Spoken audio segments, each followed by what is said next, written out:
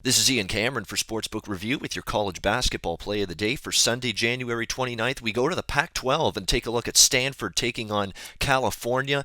8 Eastern, 5 Pacific tip-off. 8:30 Eastern, rather. 5:30 p.m. Pacific tip-off. California, a 8-point home favorite, total of 128, 128 and a half in that range in this game. California Golden Bears, I would say one of the upper half teams in the Pac-12, a 5-3 conference record. They're a very good basketball team. They're not on the Oregon level. They're not on the Arizona level. They may not even be on the UCLA or USC level, but they're right just maybe below that group of teams in the Pac-12. It's a solid enough team, and I find when they're healthy, they can be a very good basketball team. And when Jabari Bird is playing well and actually on the court instead of injured, which has been a problem for him in recent years, when they have, they have a great front court. They really do. They've got lots of size. When you think of Ivan Rabb, you think of Kingsley Okoro, the big center. Cameron Rooks off the bench provides this team with a little interior post muscle. That's a big thing here for Cal. And what would really be big for Stanford here in this game is to have Reed Travis at their disposal, to have him available and return from injury. Reed Travis has missed the last 2 games for this Stanford team with a shoulder injury. You look at his numbers, 16.6 points per game, 8.9 rebounds per game, so he's done yeoman's work on the glass in the rebounding game. And so to have him on the basketball court, I think would be a beneficial thing for Stanford. And from the last thing I read from Jared Haas is that he's expected to be a game time decision. I would expect him to play. I really would, because it looks like he's been trying to take the court.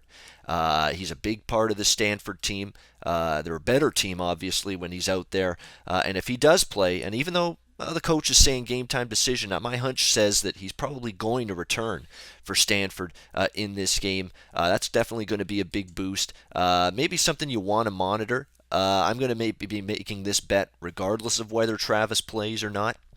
But obviously, it would be better for the Stanford side if he does suit up in this game. And Stanford is the team that I think comes into this game with some momentum. Like, Cal's played good. They've won 4 of their last 5 games. No shame in any of those. But Stanford really has turned things around, I think. They've won 3 of their last 4 games. And Jared Haas was just, very critical of this team in terms of defending. They were not playing very good at the defensive end of the basketball court, and it showed in their losses to Arizona, Arizona State. Idaho even scored 80 points against Stanford. Idaho did that. I mean, that's how bad Stanford had been playing defensively, but we've seen them really play better at the defensive end. To hold Oregon actually to 69 points in their last game at Oregon, pretty impressive. Before that, they held Oregon State to 46, Washington to 69, Washington State to 54. Their last 5 games, we've seen improved defensive numbers, just 40.9% shooting allowed by this Stanford team, 36.5% from three-point range. So very good stuff from this Stanford team defensively, and that could be a good matchup for them here, because Cal's not exactly a light-you-up offensive basketball team. They're not. On the season, what are they averaging? 43.5% shooting, 34% from the perimeter, just a shade below 70 points per game. It's not a team that's really going to light up the scoreboard routinely.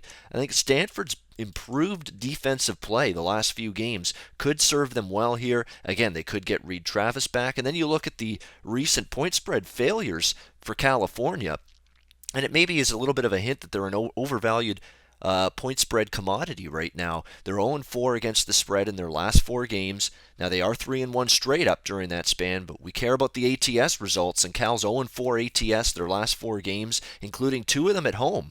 And 2 very bad teams. Their last 2 home games were against 2 of the worst, if not the 2 worst teams in the Pac-12. That Washington Huskies team, that's a complete disgrace, if you ask me. Markelle Fultz, really the only good player they've got. Lorenzo Romar can't coach his way out of a wet paper bag. A grade 3 putting mathematics on a notebook will probably end up coming up with a better game plan for this basketball team that Washington has than Lorenzo Romar. So when you look at it, he's just a terrible coach. He can recruit. He's just not a good coach, though. Cal only wins that game by 10. Failed to cover as 11.5-point home favorites, and then in their most recent home game against Washington State, barely escaped with the victory, 58-54. Didn't even come close to covering that point spread, laying 16.5 points at home. So you see those last two results. They beat Washington by 10. They beat Washington State by 4 at home. Well, they're playing a better team here than either of those two teams. Stanford starting to turn things around, playing better on the defensive end, and if they get Reed Travis back, they can give Cal some problems here in this game. So I think you know where I'm headed. Let's go ahead. Let's make this play of the day for Sunday, January 29th official. Let's go with Stanford +8, rotation number 879. We're going to go with the Cardinal, the Stanford Cardinal +8 against California. That will be your play of the day for Sunday, January 29th in college basketball. Go to SBRodds.com. Browse, compare, and shop live odds available at top online sportsbooks.